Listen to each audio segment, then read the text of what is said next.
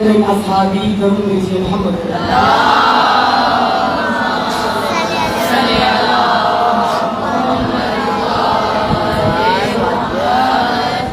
اشرح مجالس کا سلسلہ جاری ہے۔ اس سلسلے کی آج 5ویں مجلس ہے اور امام حسین علیہ السلام کے کلام نورانی فرمان نورانی کے جو خطبہ تھا امام کا، اس کے پیش نظر ہم جو توجہ کر رہے ہیں، جو گفتگو کر رہے ہیں، وہ اس عنوان سے ہے کہ اصحاب امام حسین علیہ السلام کی ولایت پذیری۔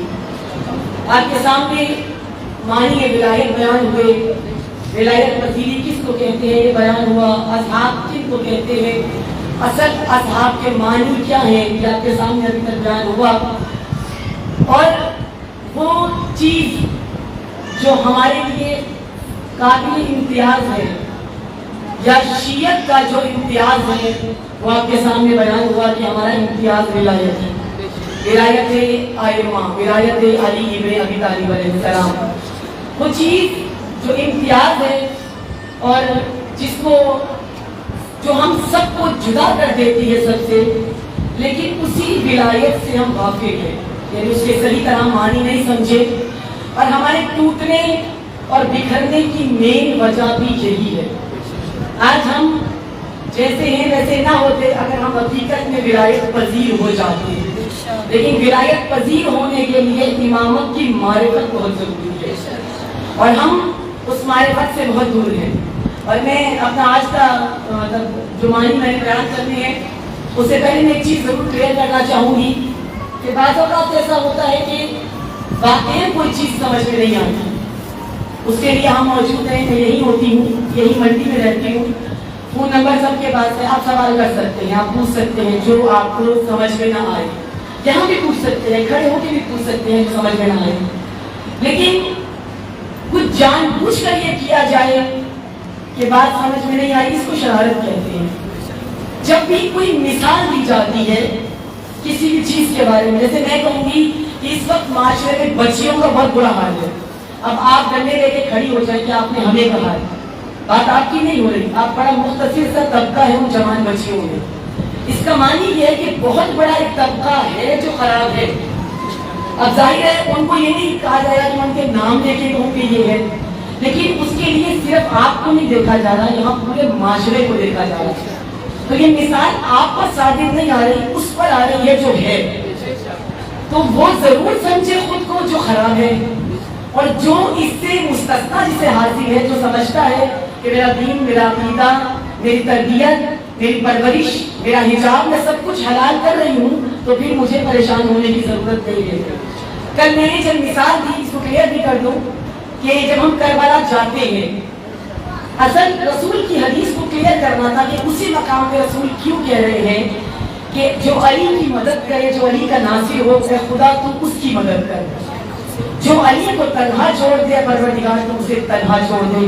اور میں نے بعد میں کلیئر بھی کیا کہ مولا علی کو کسی کی مدد کی ضرورت نہیں ہے، ایک جگہ پہ آ کے تمام معصومین کو مدد کی ضرورت ہے، اور آپ کی مدد کے بغیر وہ ممکن نہیں ہے، اور وہ ہے نظام ولایت کا نفاذ۔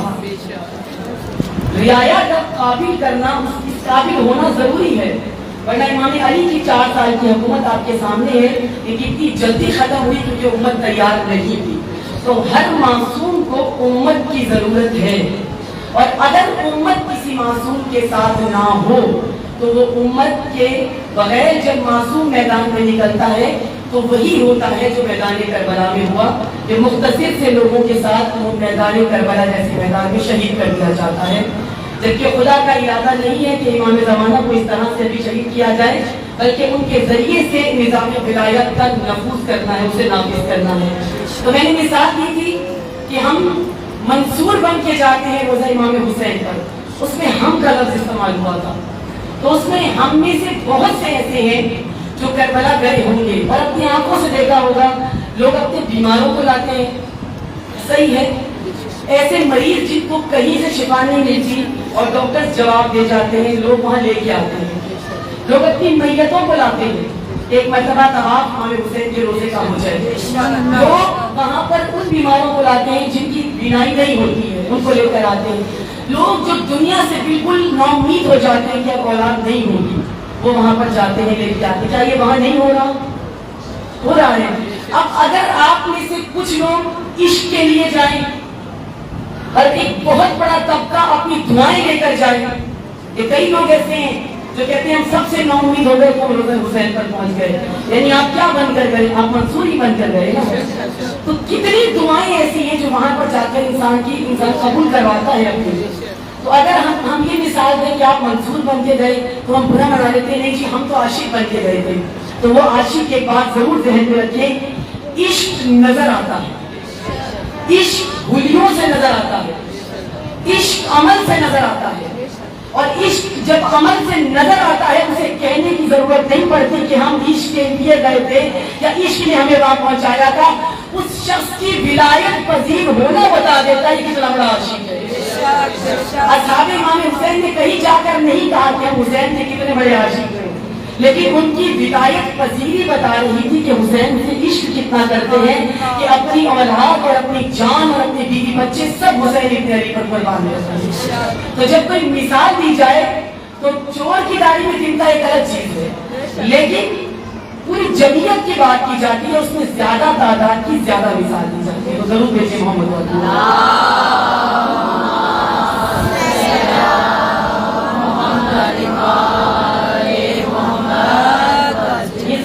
سمجھانا ضروری تھا، اس لیے میں نے اس نقطے کو سمجھایا تاکہ کل کی بات میرا یہ 9 دن ضائع نہ ہو جائے، اس لیے سمجھانا ضروری تھا. تو امامت کے لیے، ولایت پذیری کے لیے جس کی ولایت میں ہے اس کی معرفت بہت ضروری ہے. اگر اس امام کی معرفت کے بغیر آپ یہ کہیں کہ ہم ولایتی ہیں اور ہم علی والے ہیں یا ہم علی محمد سے ولایت کی طرح جیسے ولایت کے لیے محبت ہے وہ کرتے ہیں تو وہ ادھوری ہے. جب تک معرفت نہ ہو آپ کو تب تک آپ وہ قدم آگے نہیں بڑھا سکتے. اور معرفت کہاں سے حاصل ہوگی آپ کو؟ معرفت تب حاصل ہوگی آپ کو جب آپ کو کوڈ امامت کے کھولیں گے جو ائمہ معصومین نے بتائی ہے. ابتدا اس کی محبت سے ہے، لیکن معرفتوں میں فرق ضرور ہوتا ہے، انسانوں کی معرفتوں میں فرق ہوتا ہے. جیسے جو معرفت حضرت عباس کی تھی وہ محمد حنفیہ کی نہیں تھی. محمد حنفیہ مولا حسین کے ساتھ نہیں گئے کربلا، لیکن حضرت عباس گئے. وہ بھی بھائی ہیں اور وہ بھی بھائی ہیں، دونوں بھائی ہیں. یہ نہیں میں کہہ رہی کہ کوئی کمتر ہے یا کوئی عظیم ہے، بات یہ ہو رہی ہے دونوں کی معرفت میں فرق ہے. ایک کی معرفت اتنی ہے اگر کہا جائے کہ بزرگ تھے تو 100 سال کا بھی کربلا میں تھا، معذور بھی کربلا میں تھے، نابینا بھی کربلا میں تھے، 6 ماہ کے بھی کربلا میں تھے، تو وہ سب تھے. اب یہ نہیں کہا جا سکتا کہ بزرگ کربلا تک نہیں جا سکتے تھے، بزرگ گئے تھے. یعنی میں کسی کو کمتر یا زیادہ بار بار نہیں کہہ رہی، لیکن معرفت حضرت عباس میں اور محمد حنفیہ کی معرفت میں فرق تھا. اسی طرح جو مولا کو مشورے آ کر دے رہی ہے وہ اصحاب جو مولا کو آ کے کہہ رہے ہیں کہ آپ نہ جائیں، آپ کہیں پر جا کے پناہ لے لیں، آپ کہیں پر جا کے چھپ جائیں، آپ مکہ میں ہی رہیں، مکہ میں کہیں پناہ لے لیں، خانہ الہی میں کہیں پناہ لے لیں اور میدان میں نہ اتریں، یزید کے خلاف نہ جائیں. ان کی معرفت میں اور وہ 72 جو اپنا سب کچھ حسین ابن علی پر لٹانے کے لیے تیار ہو گئے، امام کو مشورہ نہیں دیا بلکہ جو حکم صادر ہو رہا ہے اس حکم پہ عمل کر رہے ہیں، ان کی معرفت میں بہت فرق ہے. تو معرفتوں میں فرق ہوتا ہے کہ میدان کربلا میں بھی ہوا، یہ فرق موجود ہوتے ہیں. جب بنی ہاشم گئے مدینے سے، آپ سب نے جو مستند تاریخ اگر پڑھی ہو نہیں تو سنا ضرور ہوگا کہ بنی ہاشم جو گئے امام حسین کے ساتھ تو کل 18 تھے. اور بنی ہاشم کوئی چھوٹا سا خاندان نہیں ہے، بہت بڑا خاندان ہے اور ہر خاندان میں ہر فرد کے کئی بچے ہیں. یعنی ہمارے یہاں جو ہوتا ہے 2-3 بچوں سے اوپر نہیں جاتے، وہاں پر بنی ہاشم میں کئی بچے ہوتے تھے. جیسے حضرت ابو طالب کی اولاد میں دیکھیں تو سب سے زیادہ حضرت عقیل کی اولاد تھی، کثیر اولاد تھی. اس کی سب سے بڑی دلیل یہ ہے کہ حضرت عقیل مولا علی کے پاس آئے تھے جب انہیں ظاہری خلافت ملی تو انہوں نے آ کر کہا تھا کہ میرا مال جو مجھے ملتا ہے، منزلی جو پیسے ملتے ہیں انہیں زیادہ کر دو. کیوں؟ کیونکہ میری اولاد زیادہ ہے. تو حضرت عقیل کی بہت زیادہ اولاد تھی. اور یہ حضرت عقیل کی ہستی ہے کہ حضرت عقیل کی کل اولاد کربلا میں شہید ہوئی، ساری اولاد. اور ان کے بعد جناب مسلم ابن عقیل 4 بیٹے ہیں اور چاروں کے چاروں شہید ہوئے. کچھ بچا کر لے کر اپنے ساتھ جامع مسلم کی زوجہ نہیں لے کر گئی ہے، چاروں کے چاروں وہاں قربان ہوئے. تو یہ جب چلے ہیں وہاں سے بنی ہاشم تو 18 تھے. 18 کیوں تھے؟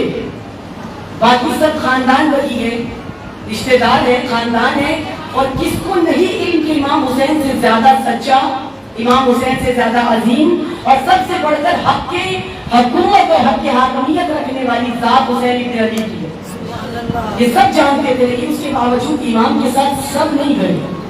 مدینے والے سب جانتے تھے امام حسین کو، لیکن مدینے والوں میں سے کوئی ایک بھی فرد نہیں گیا. مکے والے سب موجود تھے، سب مسلمان تھے، سب مولا حسین کا بچپن دیکھ چکے تھے، سب نے دوش پیغمبر پہ مولا حسین کو دیکھا تھا، سب نے رسول سے حدیثیں سنی ہوئی تھی، سب نے دیکھا تھا کہ جب رسول نے منبر پہ حسین ابن علی کو بلند کیا تھا، سب نے دیکھا تھا جب رسول نے خطبے کو چھوڑ کر امام حسین علیہ السلام کو زمین سے اٹھا کر گود میں اٹھایا تھا. سب نے یہ منظر دیکھا تھا اور بار بار رسول نے باور بھی کرایا تھا کہ اسے پہچانو کہ یہ حسین ہے. اور جب یہ مدد کے لیے پکارو تو اس کے ساتھ آ جانا. لیکن پھر بھی کوئی نہیں آیا. کمی کس چیز کی تھی؟ کیا امام نہیں مانتے تھے؟ امام مانتے تھے. کمی معرفت کی تھی. امام مانتے تھے، بہت سے ولی مانتے تھے، لیکن کمی معرفت کی تھی. آج آپ اور ہم امام مانتے ہیں، ولی مانتے ہیں، علی ولی اللہ کے نعرے لگاتے ہیں، لیکن کمی کس چیز کی ہے؟ معرفت کی کمی. اور ہمیں اللہ اکبر، نعرہ تکبیر، اللہ اکبر، نعرہ رسالت یا رسول اللہ، نعرہ رسالت یا رسول اللہ، حسینیت زندہ باد، حسینیت زندہ باد، حسینیت زندہ باد، یزیدیت مردہ باد، یزیدیت مردہ باد.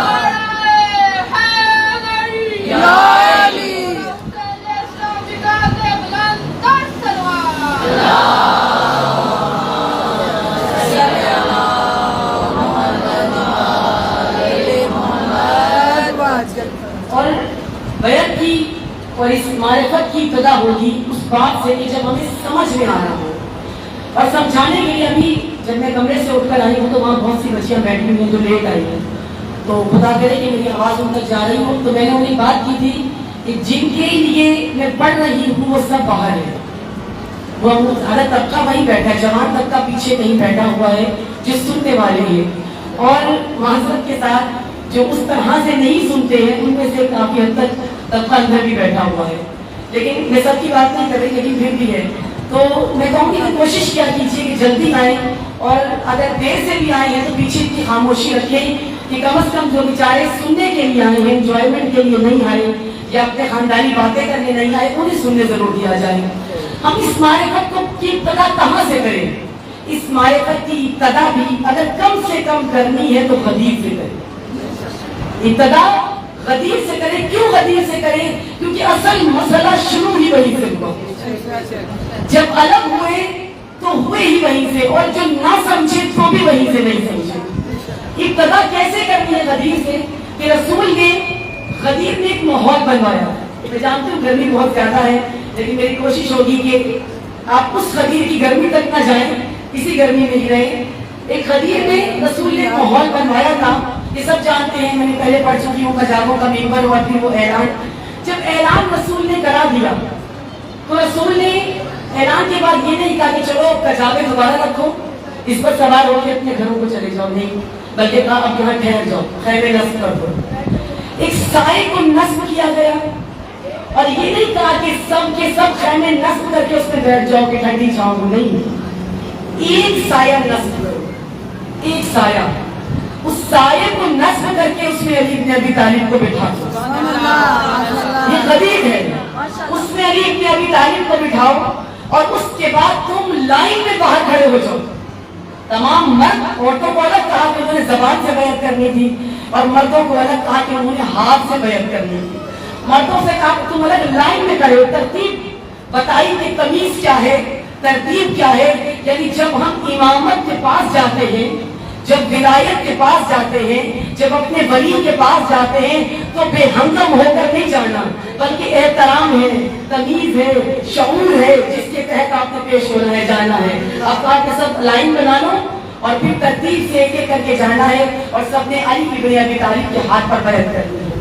اب ہمارے ذہنوں میں جو بیعت کا طریقہ ہے، توجہ ہے نا آپ سب کی میری سمجھ، آپ سب کے ذہنوں میں جو بیعت کا طریقہ اس میں ہے کہ مولا کا ہاتھ ایسے تھا، اور ایک ایک صحابی آتا تھا کہ مسلمان اور مولا کے ہاتھ پر اپنے ہاتھ کو رکھتا تھا اور بیعت کرتا تھا، جبکہ یہ طریقہ رائج نہیں تھا۔ اور یہ کیوں نہیں تھا؟ طریقہ یہ تھا کہ مولا کا ہاتھ ہوتا تھا اوپر، اور بیعت کرنے والے کا، لینے والے کا اوپر ہے، اور کرنے والے کا یہ کیوں ہے یہ بھی بتا رہی ہوں۔ لینے والے کا اوپر ہے اور کرنے والے کا ہاتھ ہے نیچے۔ یہ بیعت کا طریقہ ہوتا تھا۔ مولا کائنات کا ہاتھ تھا اوپر، 1,20,000 میں سے جتنے مرد تھے ان تمام کا ہاتھ تھا نیچے، اور کہا رسول نے کہ جاؤ اسی انداز سے بیعت کرو علی ابن ابی طالب کی۔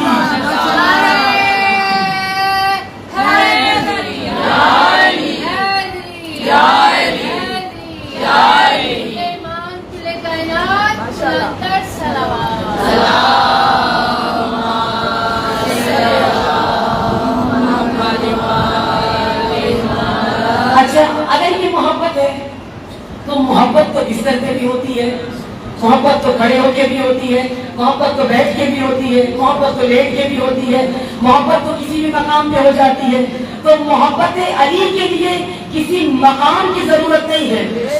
آپ کا جب دل کرے مولا سے محبت کریں، جیسے دل کرے مولا سے محبت کریں، جیسا دل کرے محبت کا اظہار کریں۔ اب محبت کے لیے نہ خیمہ لگانے کی ضرورت ہے، نہ سایہ بنانے کی ضرورت ہے، نہ قطار میں کھڑے ہونے کی ضرورت ہے، نہ ایک ایک کر کے آ کر بتانے کی ضرورت ہے مجھے محبت ہے۔ اگر ایسا ہوتا تو ہم تو بہت پیچھے رہ جاتے، لیکن یہاں کیا کہا کہ ایک ایک کر کے آؤ، یہ محبت نہیں ہے، بلکہ آپ نے کرنا کیا ہے؟ کہا کہ بیعت کرنی ہے۔ معنی ہے بیعت، بیعت ماقائے بے سے ہے، بے کے معنی ہے بیچنا، وجہ ہے بے کے معنی ہے بیچنا، فروخت کر دینا۔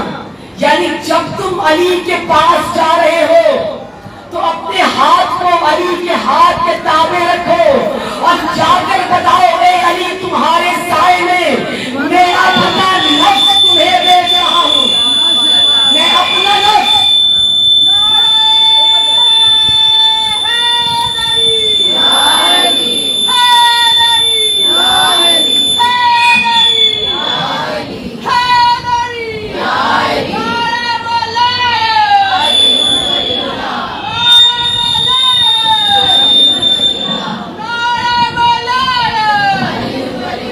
لبیک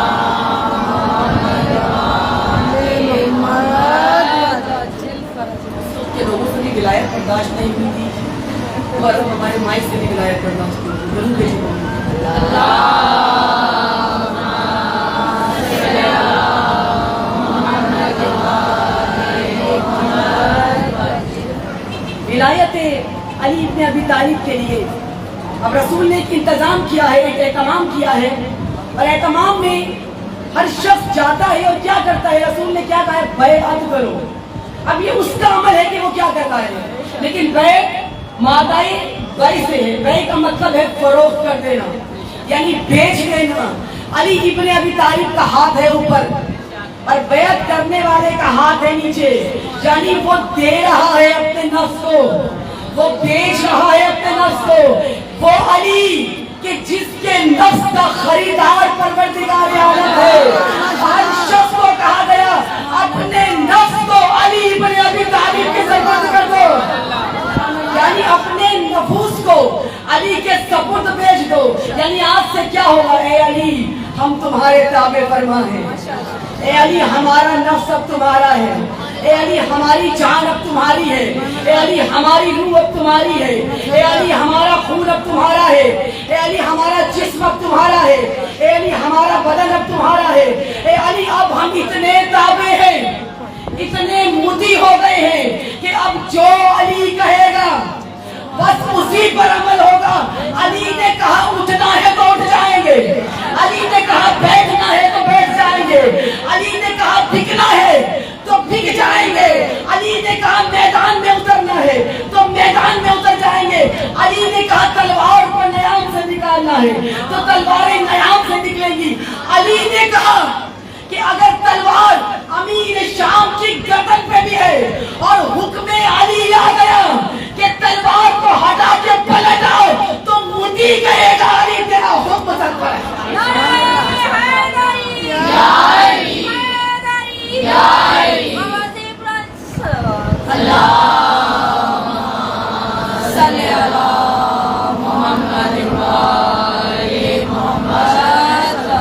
यहाँ ये है विलायत जिसकी हम गुन गाते हैं ना, असल ये है। बस फिर अब आपका अब जो कहे ना अली वलीउल्लाह, बात तो कुछ नहीं है, आप अपना नफ्स अली के हवाले कर चुके, अपना सब कुछ अब आप उसके हवाले कर चुके।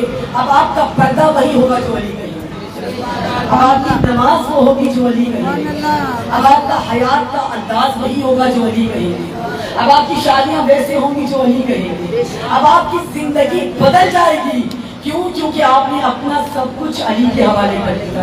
और जहां एक भी चीज इससे मुख्तलिफ हो गई, गोया कि आप बैत से इससे बाहर, आप इस विलायत से बाहर आ गए, यहाँ मारिफत की जरूरत है। हम ये नहीं समझते, हम कहते भी हैं लेकिन हम करके नहीं दिखाते, क्योंकि हमें विलायत अभी तक समझ में नहीं आई थी। इसीलिए मैं बार बार बहुत अरसे से, क्योंकि सिंगल मजालिस में कह रही थी, कहती कुछ थी, लेकर कुछ जाते थे कि अली वलीउल्लाह कहने की चीज नहीं है, अली वलीउल्लाह करने की चीज है। ये अमल तलब करता है आपसे। और अली को इमाम कहना, इन मासूमीन को इमाम कहने के बाद जिम्मेदारियां बढ़ जाती हैं। हम समझते हैं जिम्मेदारियां उतर गई, हमारी जन्नत भी इनके हवाले, हमारे अमाल भी इनके हवाले, हमारी कब्र भी इनके हवाले, हमारा अजाब भी इनके हवाले, सब ये भुगते हुए। अब ये जाने और वो जाने, खुदा जाने। और बस जो हमारे जो मर्जी गुनाह कर लो, जो मर्जी काम अंजाम दे लो, आगे अली जाने और कब्र जाने ना। अगर जिंदगी वैसी हो जिसके साथ बैत की है तो वो जिंदगी के बाद भी साथ साथ, हयात भी तो होना अली की पसंद है। अगर मौत वो पसंद की चाहते हो तो हयात भी अली की पसंद हो। सारी जिंदगी मौलाए कायनात की पसंद से हट के जिंदगी गुजारते रहे और फिर कहा कि अली जाने और कब्र जाने। वाकई फिर अगर अली कब्र में मिल गए तो बहुत बुरा हाल होगा।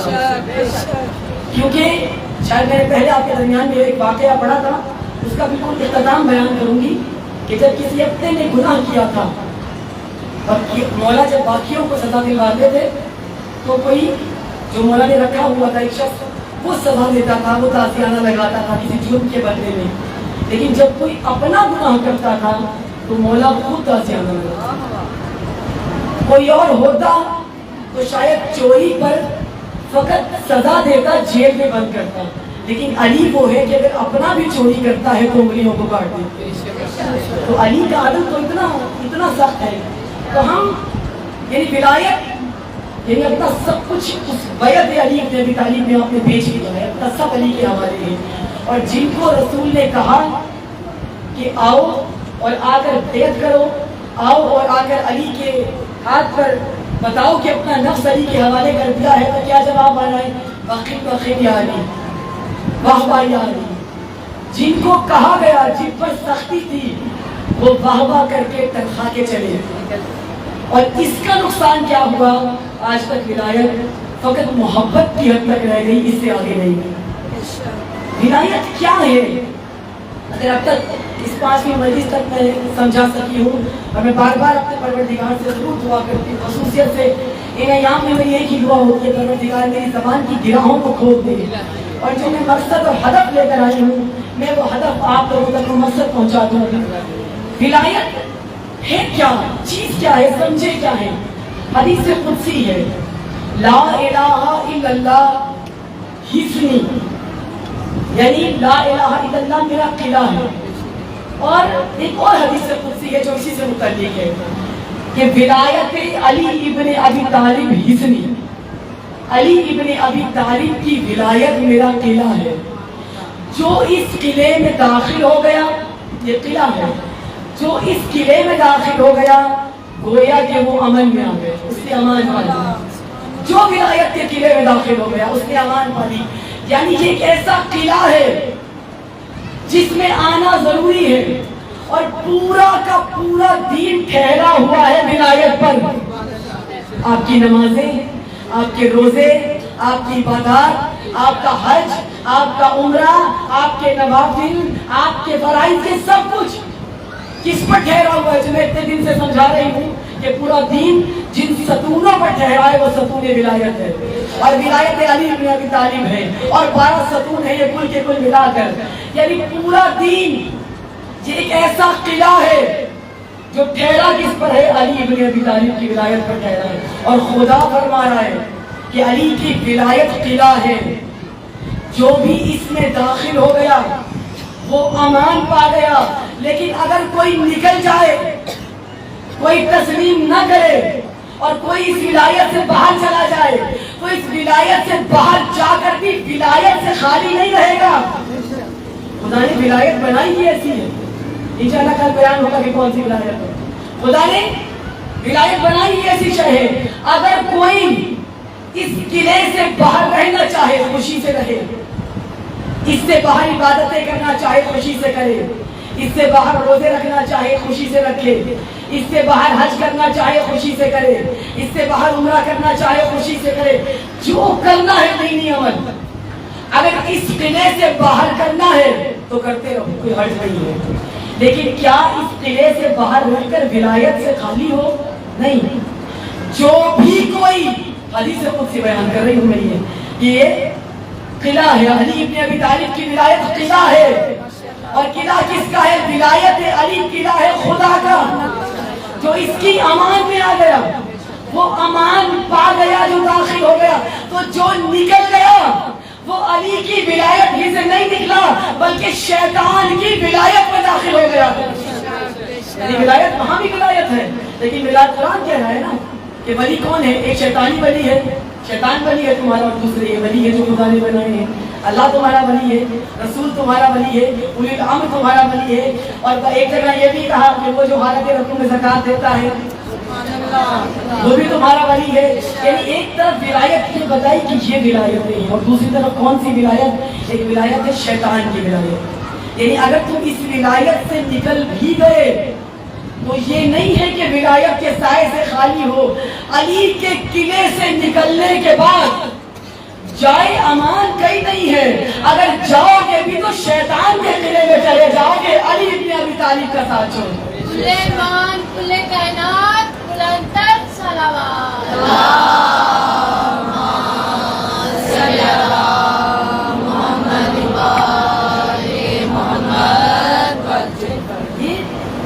کیا ہے یہ؟ کیا یہ ولایت ہے؟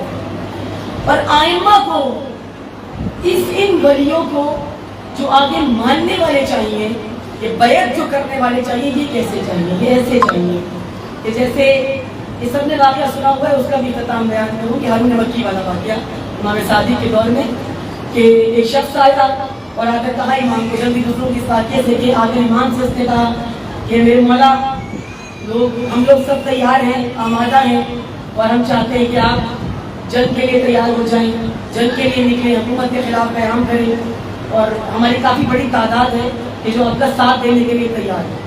تو ہم چاہتے ہیں کہ کیونکہ امام پڑھا رہے تھے، یونیورسٹی امام کی ہے اور کئی شاگرد 4000 کے قریب امام کے شاگرد ہیں، تو وہ شخص آ کے امام کو کیا کہہ رہے ہیں کہ امام جنگ کے لیے آمادہ ہیں، ہم سب چلیے، اب آپ قیام کریں، آپ امام ہیں، آپ ابتدا کریں گے تو ہم بھی پیچھے پیچھے چلیں گے۔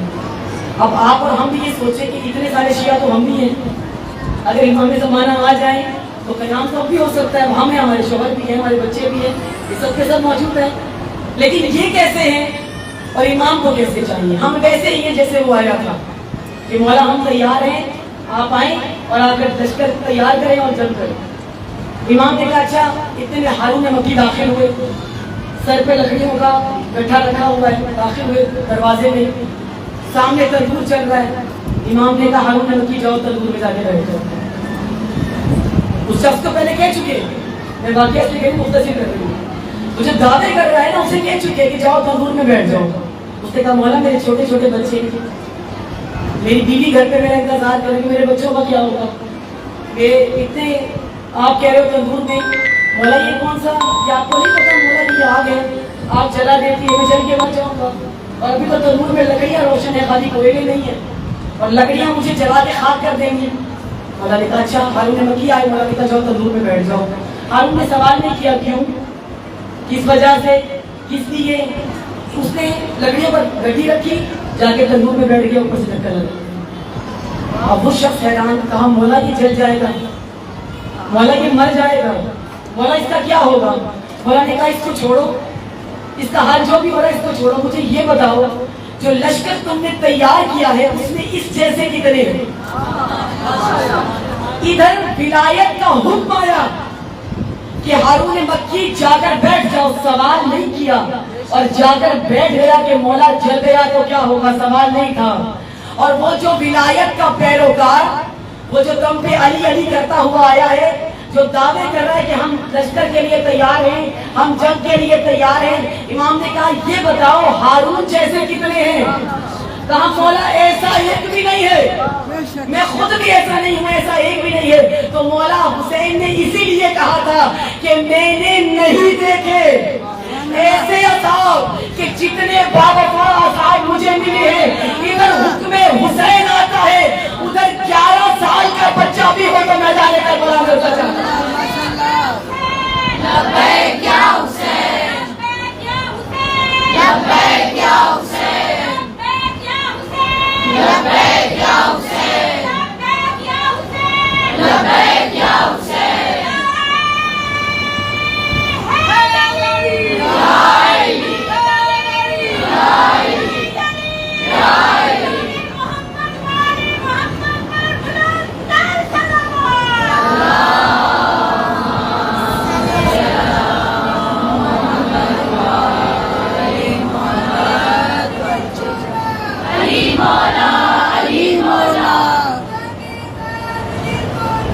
علی مولا، علی مولا، حسین بادشاہ، حسین بادشاہ، زندہ باد، زندہ باد، مرد آباد، بے شمار، بے شمار۔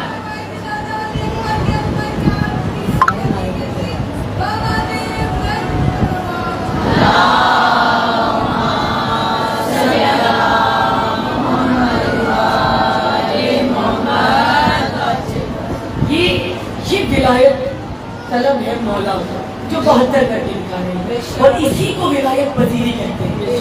یعنی ولایت کو ایسے قبول کیا کہ اپنے اندر اس ولایت کو جذب کر لیا، اپنے اندر اتار لیا۔ اور کیسے اتارا؟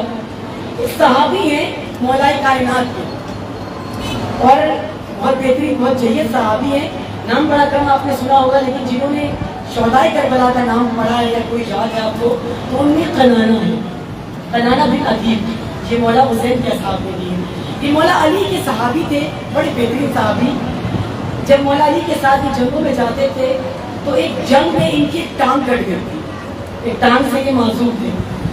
یہ کنانا مولا علی کے کیونکہ صحابی رہے، جب انہیں پتا چلا کہ مولا حسین نے خروج کیا ہے، قیام کیا ہے، یہ کنانا چلے اور 5 محرم آج کے دن 5 محرم کنانا امام حسین کے ساتھ ملحق ہوئے، امام حسین سے کربلا میں ملاقات کی ہوئے. ایک ٹانگ سے یہ کربلا پہنچے. جو معذور ہو اس پر جہاد واجب نہیں ہوتا، یعنی اگر وہ نہ بھی آتے تو ان کو گناہ نہ ملتا کہ مولا کی مدد کے لیے نہیں پہنچے. جس طرح بہت سے نہیں آئے، بہت سے سالم نہیں آئے، بہت سے جوان نہیں آئے، بہت سے صحیح دماغوں والے نہیں آئے، بہت سے باشعور لوگ نہیں آئے، بہت سے عقل مند خود کو سمجھنے والے نہیں آئے. ایسے اگر یہ بھی نہ آتے تو ان کو تو واقعی گناہ نہیں ملتا تھا کیونکہ ان پہ سے جہاد اٹھ چکا تھا. یہ ایک ٹانگ کے ساتھ کربلا پہنچے اور جتنی جلدی ہو سکا اتنی جلدی پہنچے کہ کہیں امام شہید نہ کر دیے جائیں. یہ کربلا پہنچ کر 5 محرم کو جب امام سے ملے اور ان کی ایک ٹانگ قطع ہو چکی تھی، ان کی زندگی کیا بتا رہی ہے. جب یہ میدان میں اترے ایک ٹانگ کے ساتھ، ایک ٹانگ کے سہارے چل کے لڑ رہے تھے. کنانا جہاز اٹھ چکا لیکن یہاں اس کو کیا چیز لے کر آ رہی ہے. جہاں جہاز اٹھ جانے کے بعد مولا کہہ رہے ہیں میں ولایت اٹھا چکا، اب جانا چاہو تو چلے جاؤ، اور تم پر تو جہاز بھی نہیں ہے. اگر تم چلے بھی گئے میں تم سے راضی، تمہاری بخشش کا میں ذمہ دار، میری ماں فاطمہ تم سے راضی، ہم راضی ہیں تم سے. لیکن اس نے کیا کیا؟ اس نے کہا نہیں مولا، میں واپس جانے کے لیے تو آیا ہی نہیں، میں تو آیا ہوں کہ وہ دور علی میں جو جان ہتھیلی پہ رکھ کے میں میدان میں علی کے عشق میں اترا تھا، اس وقت جان نہیں جا سکی لیکن بدن ادھورا ہو گیا. میں چاہتا ہوں اب کامل ہو کے اس دنیا سے رخصت ہو جاؤں. علی پہ نہ مر سکا، اپنے وقت کے اس ولی پہ نہ مر سکا، اپنے وقت کے اس ولی پر تو مر سکتا ہوں. اپنے وقت کے ولی پر، یعنی کیا کہتے ہیں اس کو؟ کہتے ہیں ولایت پذیری. ایسی ولایت جو کربلا میں دیکھی، اور یہی ولایت آپ کو نظر آئے گی ہر بنی ہاشم کے بچے کے اندر. یہ نہ سوچا کیجیے کہ جو کربلا میں جا رہا ہے کوئی بھانجا ہے، کوئی بھتیجا ہے، کوئی بھائی ہے. جتنے گئے ہیں کہ مولا حسین کو ولی مان کر گئے. نہ یہ کہ اگر ایک خاندان سے ہیں، ایک باپ سے ہیں، مولا عباس گئے ہیں اس لیے نہیں کرے کہ مولا حسین بھائی کی حیثیت سے کہہ رہے ہیں، نہیں، مولا حسین کا حکم ولی کی حیثیت سے ہے، امام کی حیثیت سے. اور اسی طرح بار بار جب علی اکبر اجازت دے رہا ہے تو یہ بھی وہی سب کچھ ہے کہ باپ سے نہیں. آج کا دن مخصوص ہے حضرت علی اکبر کے ساتھ، اور شاید ان تمام دنوں میں سب سے مشکل ترین دن. شاید اتنے مسائل کا بیان ہو سکے لیکن ہم تصور خود کیجیے گا. مولا حسین کی اولاد میں 2 بچے ہیں جن کی شکلیں اپنے اجداد سے مشابہ ہیں. ایک بیٹی جس کا نام بھی فاطمہ ہے، جن کی شکل جناب فاطمہ زہرا سے، اور ایک بیٹا کہ جو شبیہ پیغمبر ہے. اور جب بھی دل کرتا ہے حسین ابن علی کا کہ اپنے نانا کی زیارت کرے تو علی اکبر کے چہرے کی طرف دیکھ لیا. اور شباب کا عالم یہ ہے، زیادہ تر روایتوں میں 18 سال کے ہیں. اب جن ماؤں کی بہترین سے کہہ رہی جن کے چھوٹے بچے ہیں، جن کے جوان، ایک دفعہ یہ سوچیں جس نے 18 سال بیٹے کو پالا، جوان کیا، اور وہ جوان اس کے سامنے آئے اور آ کر کہے کہ مجھے مرنے کی اجازت چاہیے.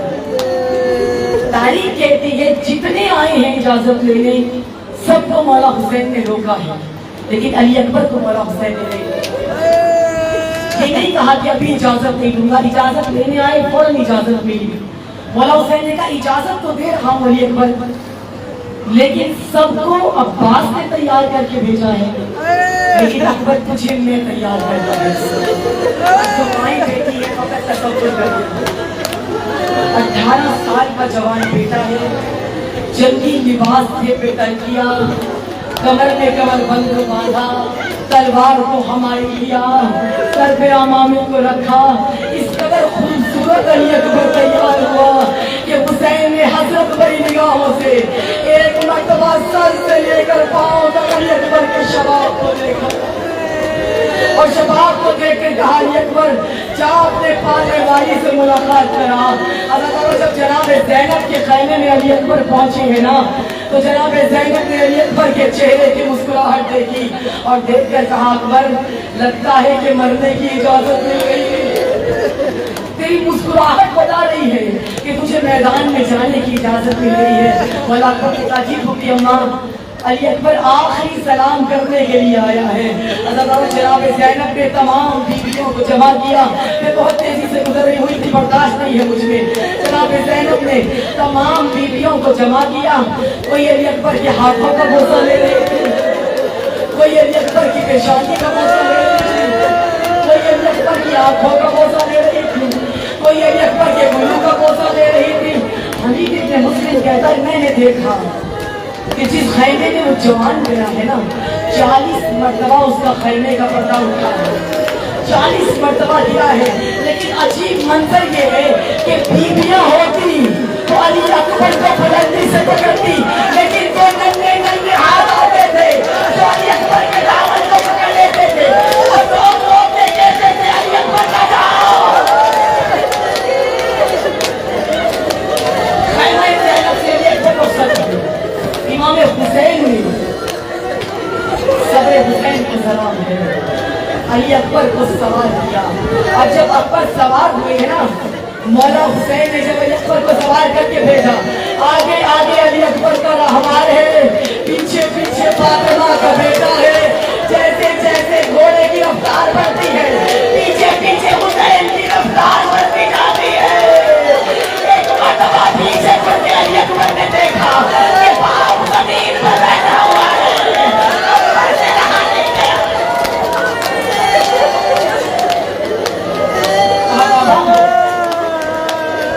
सीने से लगाया, बाबा के अकबर को जाने की इजाजत नहीं है।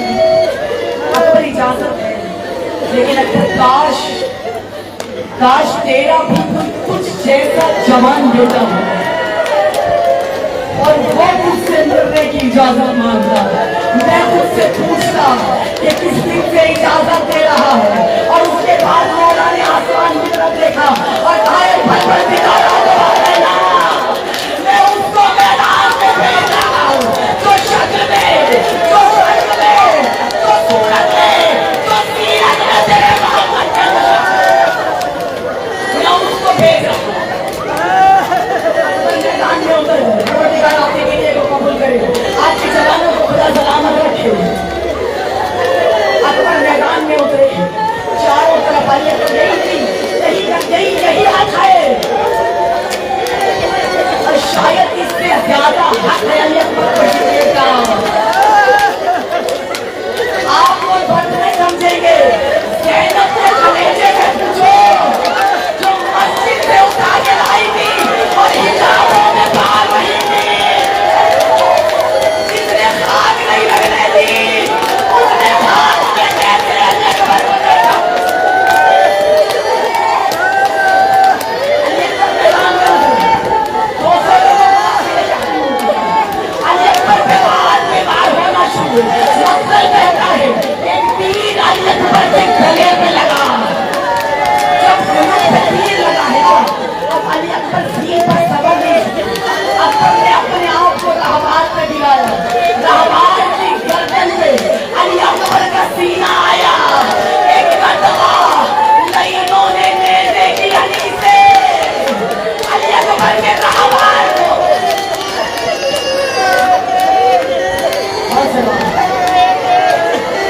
अली अकबर के रहमान को आपसे सुना नहीं जा रहा है। हुसैन देखा था, उसने देखा कैसे होगा, उससे 1400 साल बाद नहीं सुना जाता। ज़ैनब ने निगाहों से देखा